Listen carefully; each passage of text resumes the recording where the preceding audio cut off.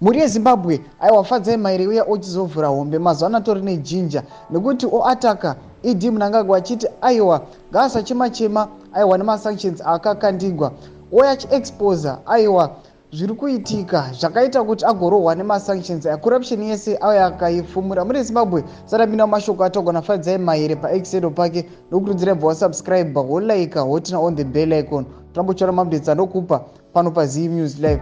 Fadzai Mahere anoya achiti 2.2 billion US dollars is lost to illicit financial flows annually. 100 billion is lost monthly to gold smuggling monthly.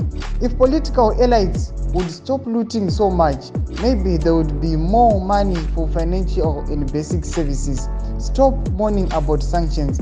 We need new leaders. Anobva aposta aiwa the Sunday Mail pakanzi stop mourning about sanctions ED vachiti aiwa mnangagwa ngarege kuchima nemasanctions nekuti aiwa corruption yari kuita yakanyanyisa yekuburitsa maminerals ari worth mamillions each and every month, each and every year.